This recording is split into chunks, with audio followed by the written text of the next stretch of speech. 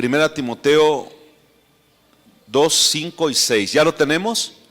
Lea en voz alta conmigo. Dice: porque hay un solo Dios. ¿Cuántos dioses hay? Uno.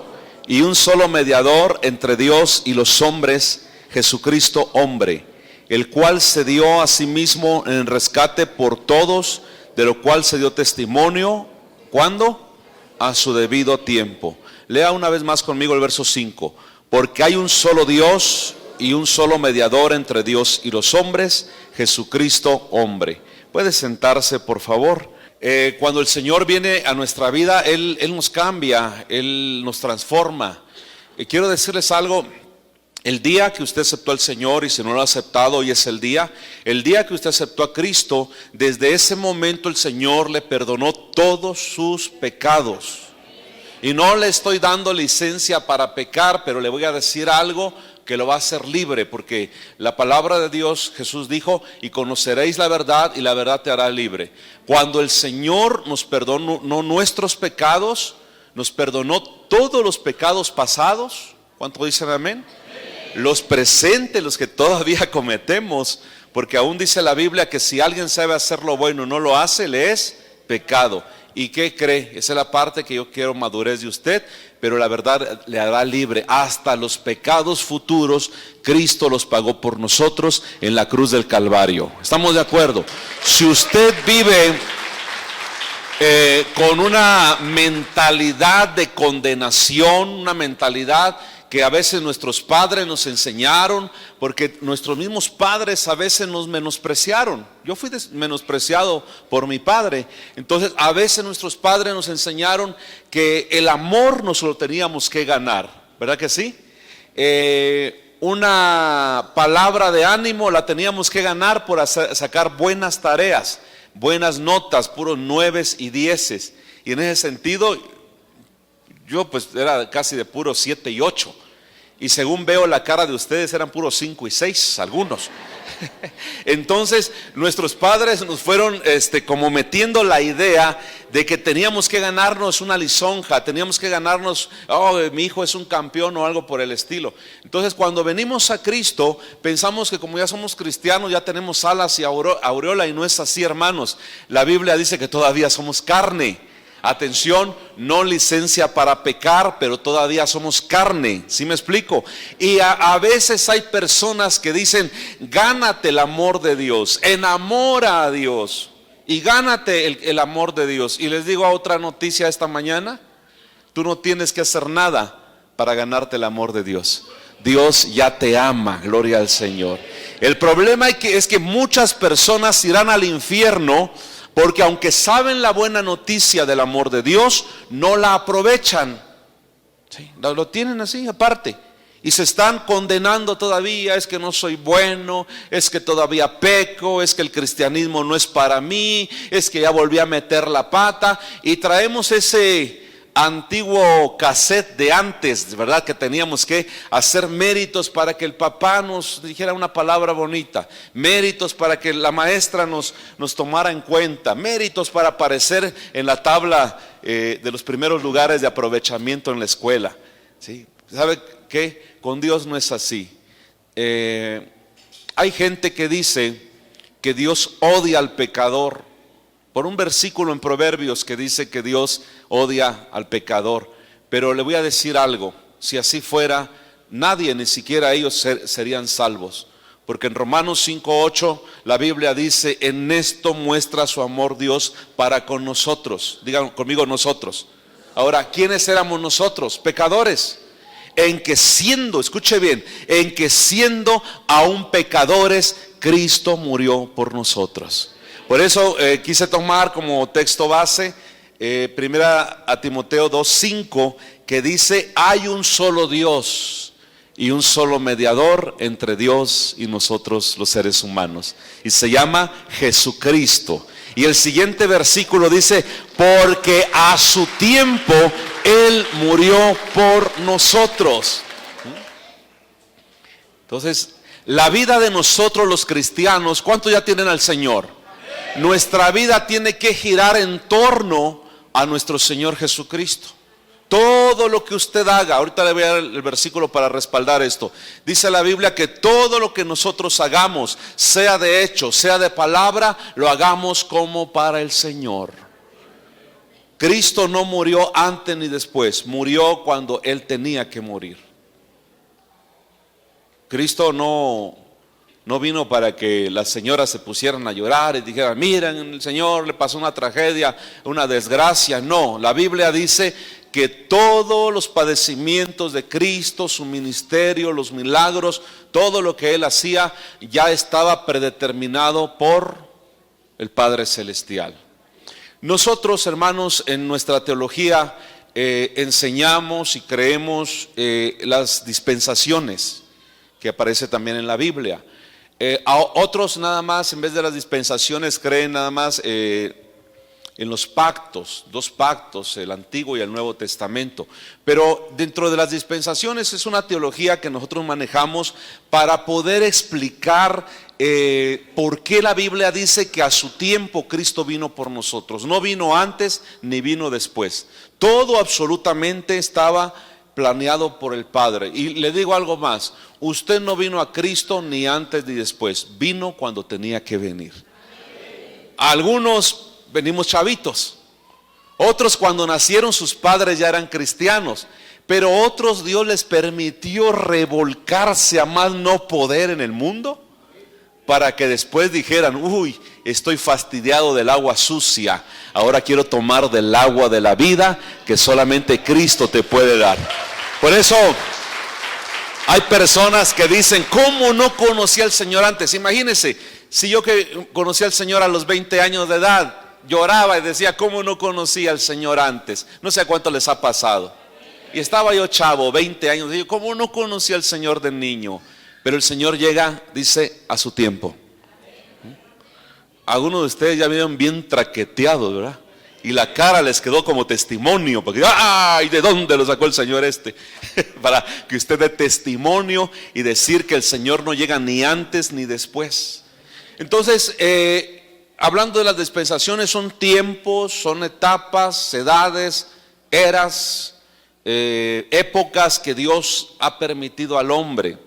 En la llamada dispensación de la inocencia, el hombre no era pecador, él era o no era santo porque no había pecado, sino que era inocente.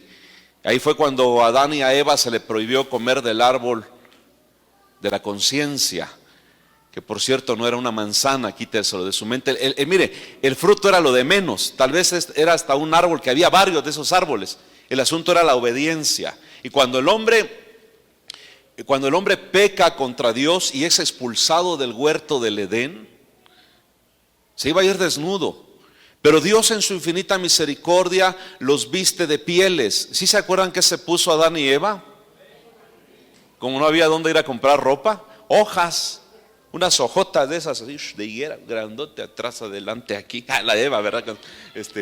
Entonces, esas hojas representan el humanismo, la religión, cosas con las que el hombre quiere cubrirse y no sirven para nada, porque esas hojas se desgastan.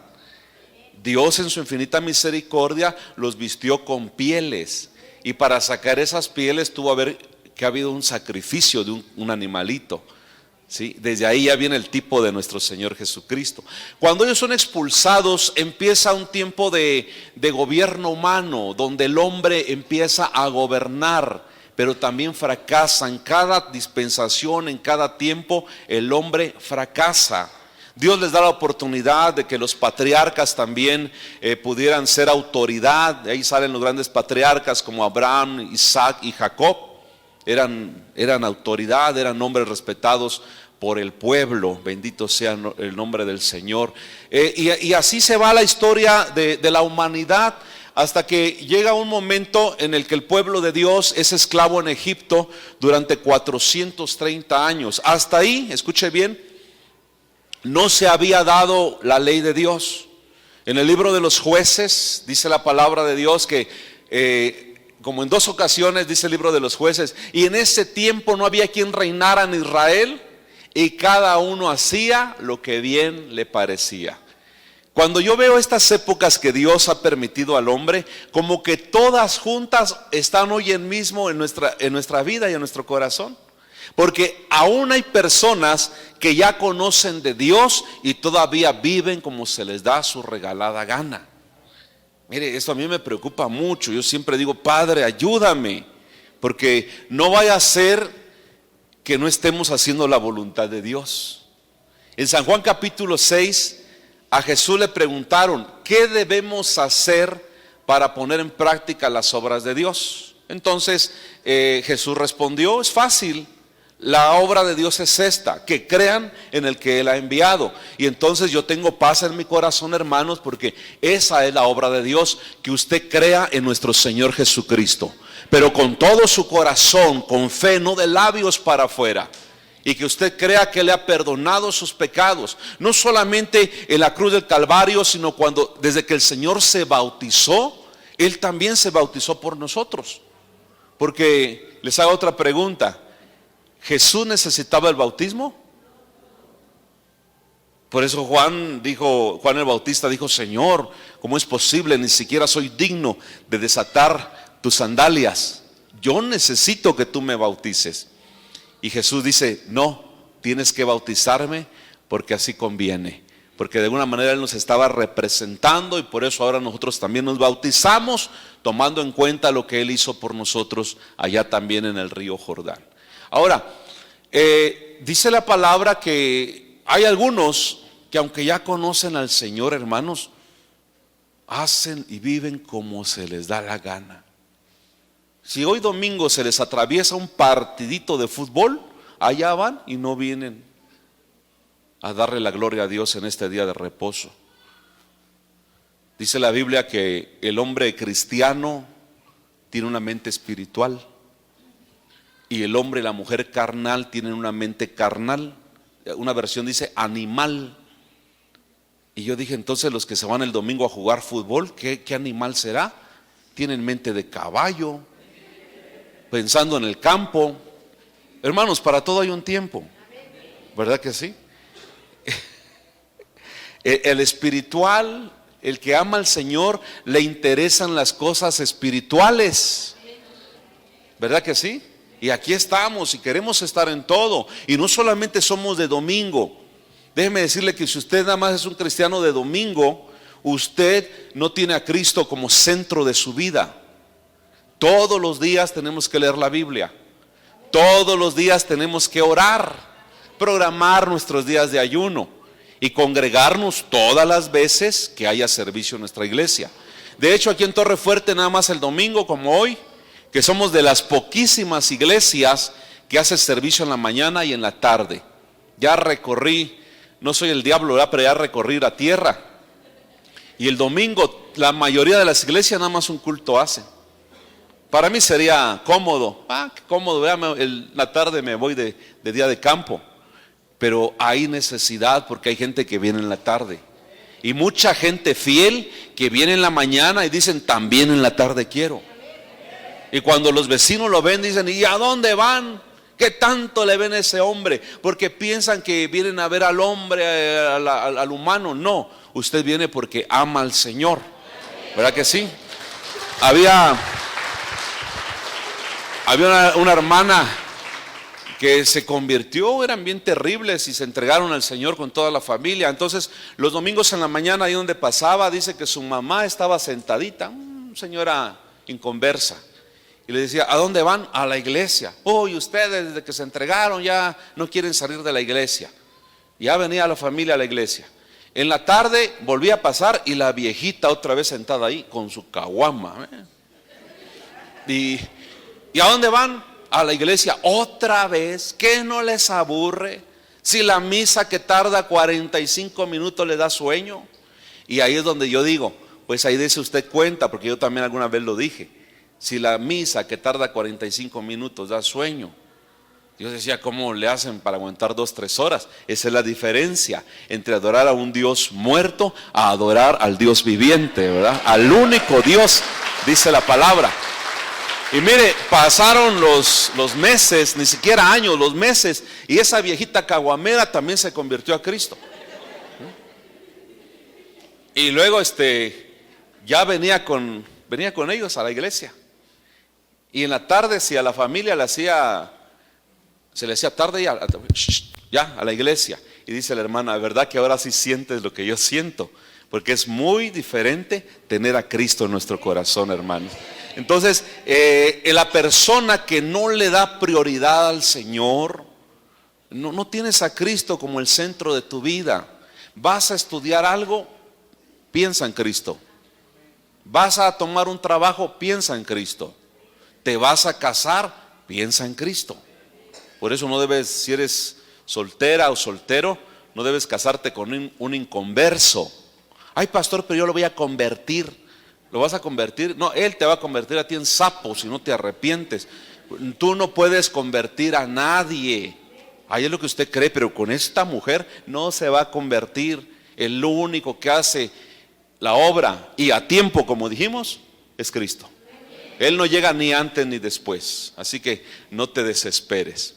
Entonces, hermanos, durante el tiempo de la ley, unos 1500 años, se estuvieron sacrificando todos los días animalitos.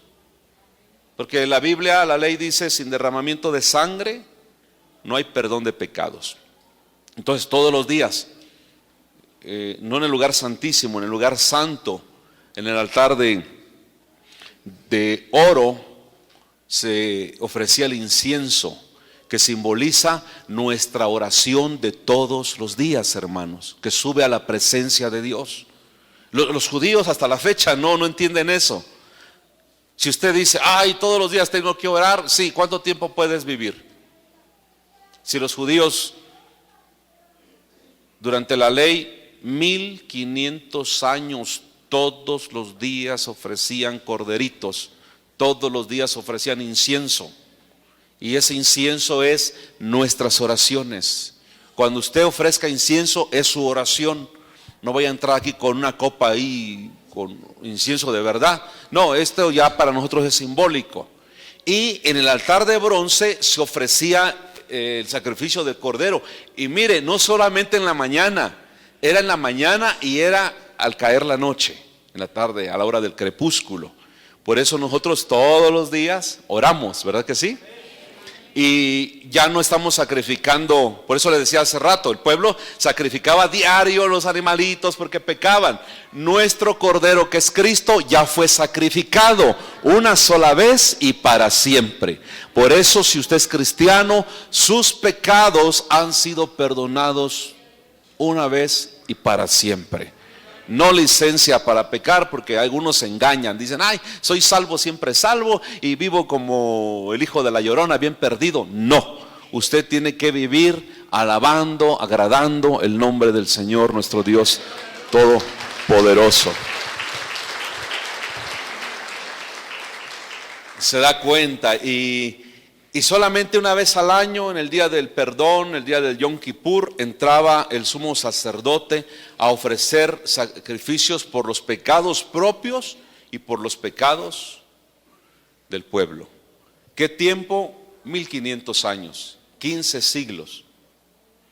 Mire, los judíos ortodoxos, es decir, los judíos que no creen en Cristo, actualmente, aunque no lo quieran aceptar, hermanos, Dios dijo, hasta aquí los sacrificios de animalitos, porque yo he enviado a mi Hijo, que es el Cordero que quita los pecados del mundo. Ahora, los judíos no creen en Jesús, lo tienen como un profeta más, pero no creen que Él es el Mesías.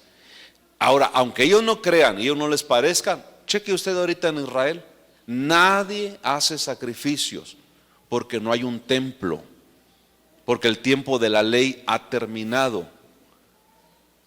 Yo la vez pasada decía, bueno, pero estos judíos pudieran ir a un monte y ofrecer sacrificios allá en el campo. Pero leyendo la ley encontré un estatuto. Dice que es bajo maldición ofrecer sacrificio fuera del templo. Y como ellos no tienen un templo actualmente, pues no pueden ofrecer sacrificios. Actualmente el problema en el Medio Oriente, usted lo ha visto, de verdad es una guerra sangrienta entre primos, que son árabes y judíos. Es algo horrible. Yo creo que lo que las noticias dicen, pues, tal vez con sabiduría lo mencionan, pero lo que está pasando allá, hermanos, es terrible. Imagínense, los radicales, entre la gente que secuestraron, tomaron a 40 bebés y a los 40 los decapitaron. Vea usted en las noticias. Hoy en día Israel ha tomado Gaza, ha acabado con todo lo que tenga que acabar, y hay una guerra ahí constante. Y cuando le preguntaron al primer ministro de Israel, porque allá en vez de presidente tienen un primer ministro, le dijeron: ¿qué solución le ven a este conflicto que lleva mucho tiempo? Y él dijo: lo único que va a venir a controlar esto es la venida del Mesías. Anhelamos que venga el Mesías.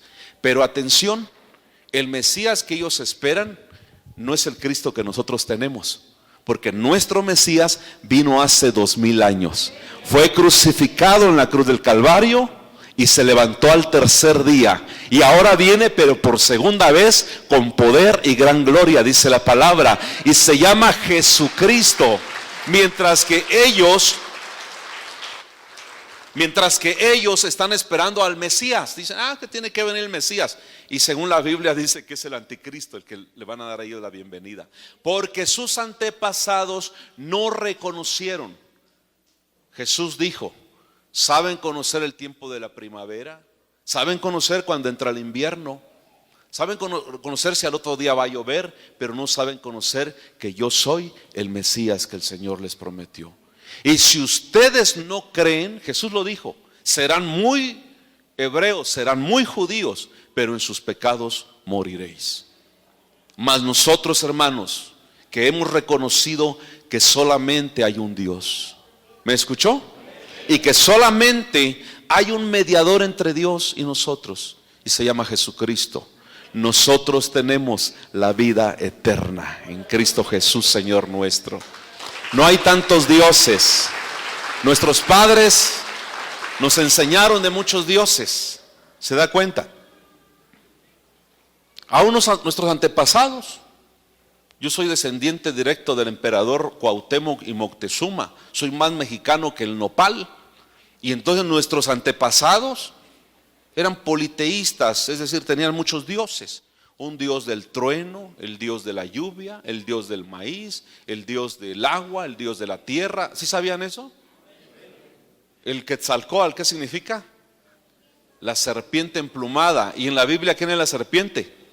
Pues el mero pucú, el mero diablo.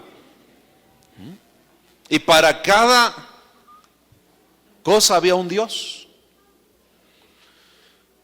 ¿Se da cuenta? Ok, ya no estamos en ese tiempo. Para cada cosa había un Dios. Hasta las santas muertes, para cada necesidad. Dice: no tenés marido, ahí está de este color. No tenés hombre, hay de este color. No tenés mujer, hay de este color. ¿Quieres dinero? Para cada necesidad hay una calaca. Y la Biblia dice que hay un solo Dios. Y un solo Dios para todas las necesidades. Uno solo, el Dios todopoderoso, creador del cielo y de la tierra, Adonai, Elohim, Elión, Hashem, como usted le quiera llamar. Identifíquelo porque Él es el Padre de nuestro Señor Jesucristo. ¿Se da cuenta? Entonces, ¿cómo el Dios todopoderoso se iba a comunicar con nosotros? En el Edén, Él mismo venía y se paseaba y hablaba con el hombre. Nuestros padres, Adán y Eva, perdieron eso. En la ley era un tipo. En la ley de los patriarcas eran tipos. Los reyes eran un tipo. Él compartía eso de decir: bueno, no estoy de acuerdo, pero lo respeto, ahí les va un rey. Y nada de eso funcionó. Por eso la Biblia, cuando dice que los reyes de esta tierra no funcionaron, a Jesús se le identifica también como el Rey de reyes y Señor de señores, dice la palabra, porque Él está por encima de los gobiernos, por encima de los reyes. Esto nos da seguridad. Usted no tenga miedo que ya van a aventar la bomba H, la bomba de no sé qué, hasta la yucateca que tienen si quieren. No va a pasar nada si Dios no lo ha dicho, porque por encima de ellos está el Dios Todopoderoso, a quien usted y yo glorificamos en esta congregación. Entonces eso no funcionó. Entonces, ¿qué hace el Señor? A su tiempo, ni antes ni después, envió a Jesús. Mire, cuando el Señor es tan preciso, habló a través del profeta Daniel.